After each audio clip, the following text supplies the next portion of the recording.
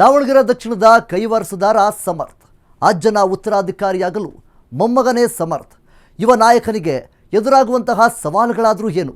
ಇದೇ ಇವತ್ತಿನ special story. ನಾನು ವಿನೋದ್ ಸಿರುಗುಪ್ಪ.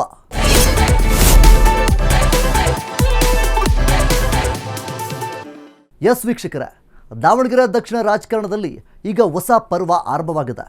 ಇಡೀ ರಾಜ್ಯವೇ ಇದೀಗ ದಾವಣಗೆರೆ ದಕ್ಷಿಣ ಕ್ಷೇತ್ರದ ಉಪಚುನಾವಣೆ ಕಡೆ ನೋಡ್ತಾ ಇದೆ. ಹಿರಿಯ ರಾಜಕೀಯ ಧುರೀಣ ಶಾಮನೂರು ಶಿವಶಂಕರಪ್ಪನವರ ಭದ್ರಕೋಟೆಯಲ್ಲಿ ಈಗ ಹೊಸ ಇತಿಹಾಸ ಬರೆಯೋದಕ್ಕೆ ಅವರ ಮೊಮ್ಮಗ ಸಮರ್ಥ್ ಶಾಮನೂರು ಅವರು ಎಂಟ್ರಿಯನ್ನು ಕೊಟ್ಟಿದ್ದಾರೆ.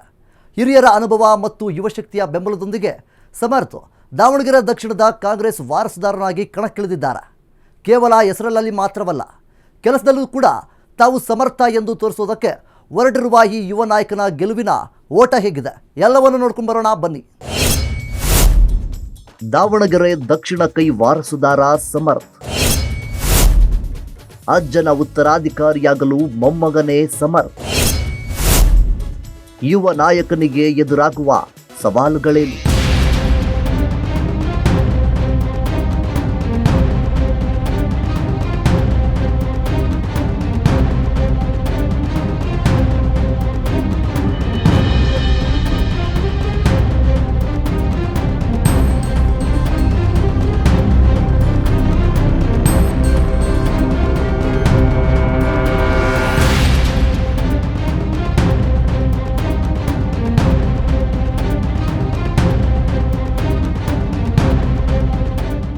ದಾವಣಗೆರೆ ಅಂದರೆ ನೆನಪಾಗೋದೆ ಶಾಮನೂರು ಕುಟುಂಬದ ಭದ್ರಕೋಟೆ.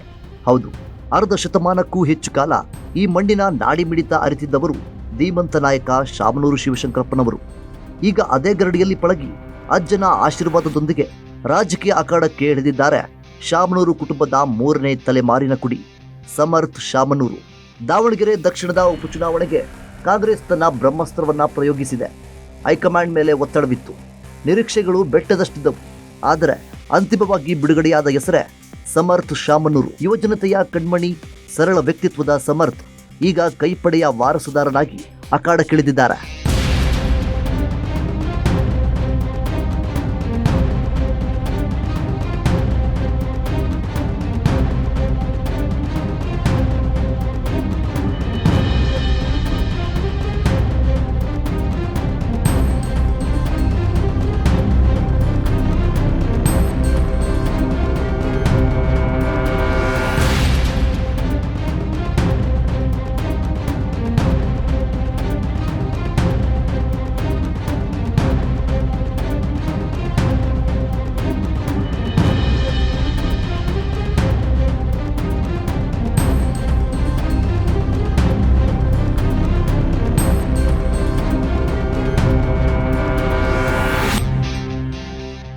ರಾಜಕೀಯ ಅನ್ನೋದು ಇವರಿಗೆ ರಕ್ತಗತವಾಗಿ ಬಂದಿದೆ.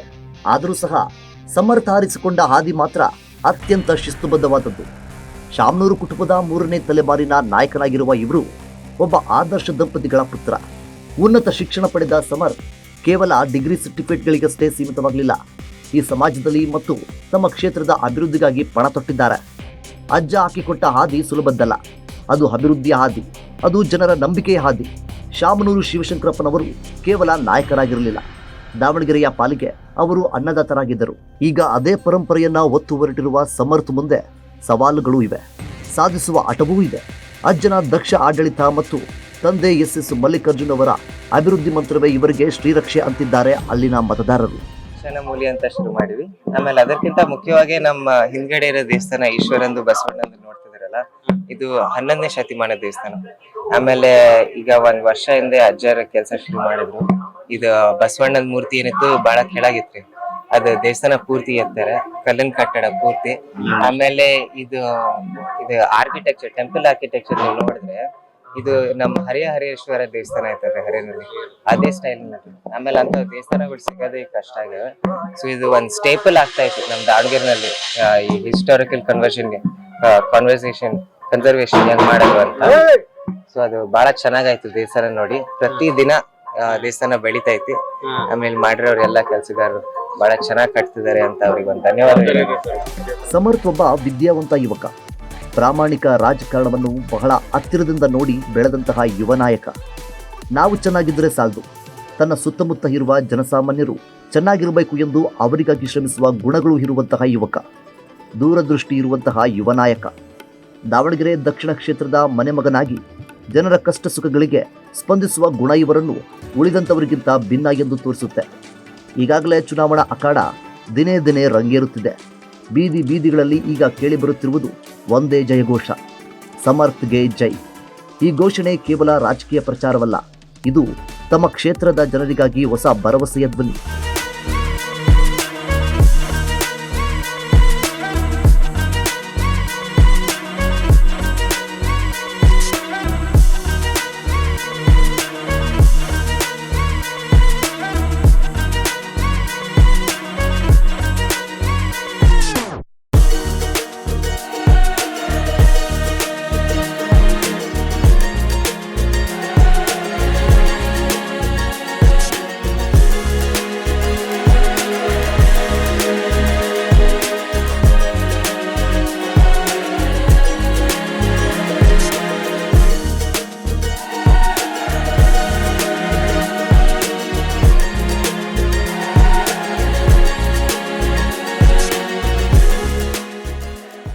ಬಡವರ ಪಾಲಿನ ಆಶಾ ಕಿರಣವಾಗಿ, ಸಾಮಾನ್ಯ ಜನರ ಭರವಸೆಯ ಬೆಳಕಾಗಿ ಸಮರ್ಥ್ ಮುನ್ನುಗ್ಗುತ್ತಿದ್ದಾನೆ. ನಮ್ಮ ಸಮಸ್ಯೆಗಳನ್ನು ಕೇಳಲು ಒಬ್ಬ ವಿದ್ಯಾವಂತ ಯುವಕ ಬಂದಿದ್ದಾನೆ ಅನ್ನುವ ನಿರೀಕ್ಷೆ ಮತದಾರರ ಕಣ್ಣಲ್ಲಿ ಕಾಣ್ತಾ ಇದೆ. ಹೋದ ಕಡೆಯಲ್ಲೆಲ್ಲ ಹೂಮಳೆ, ಹಿರಿಯರ ಹರಕೆ, ಯುವಕರ ಶಿಳ್ಳೆ ಚಪ್ಪಾಳೆ, ಇದು ಸಮರ್ಥ್ ಅವರ ಗೆಲುವಿನ ಮುನ್ಸೂಚನೆಯಾಗಿದೆ. ಸಮರ್ಥ್ ಶಾಮನೂರು ಕೇವಲ ಹೆಸರಿಗಷ್ಟೇ ವಾರಸುದಾರನಲ್ಲ, ಕೆಲಸದಲ್ಲೂ ಸಮರ್ಥ ಎಂದು ತೋರಿಸಿಕೊಡಲು ಸಿದ್ಧನಾಗಿದ್ದಾನೆ. ಇಂದಿನ ಯುವ ಪೀಳಿಗೆಯ ಆಶಯಗಳು ಅವರಿಗೆ ತುಂಬಾ ಚೆನ್ನಾಗಿ ಗೊತ್ತು. ಸ್ಮಾರ್ಟ್ ಸಿಟಿಯ ಕನಸುಗಳಿಗೆ ರೆಕ್ಕೆ ನೀಡುವ ಶಿಕ್ಷಣ ಮತ್ತು ಉದ್ಯೋಗದ ಹೊಸ ಹಾದಿ ತೋರುವ ಭರವಸೆಯೊಂದಿಗೆ ಅವರು ಜನರ ಮನೆ ಬಾಗಿಲಿಗೆ ತೆರಳುತ್ತಿದ್ದಾರೆ.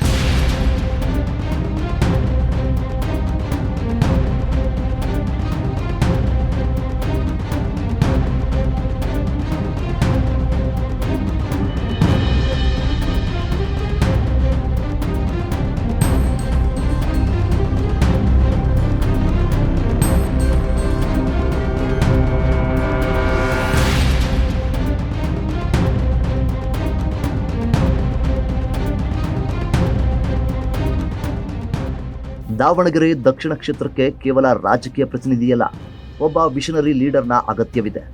ಸಮರ್ಥ್ ಅವರ ಯೋಜನೆಗಳು ತುಂಬಾ ಸ್ಪಷ್ಟವಾಗಿವೆ. ಉದ್ಯೋಗ ಸೃಷ್ಟಿ, ಗುಣಮಟ್ಟದ ಶಿಕ್ಷಣ ಮತ್ತು ಮೂಲಭೂತ ಸೌಕರ್ಯಗಳ ವಿಸ್ತರಣೆಯೇ ಇವರ ಮೊದಲ ಆದ್ಯತೆ ಆಗಿದೆ.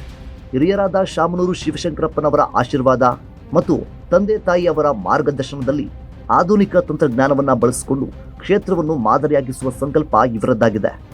ವಿರೋಧಿಗಳ ಕೋಟೆಯನ್ನು ಭೇದಿಸಿ ಕಾಂಗ್ರೆಸ್ ಬಾವುಟವನ್ನು ಹಾರಿಸಲು ಸಮರ್ಥ್ ಪಡೆ ಈಗ ಎಲ್ಲ ಸಿದ್ಧತೆಗಳನ್ನ ಮಾಡಿಕೊಂಡಿದೆ.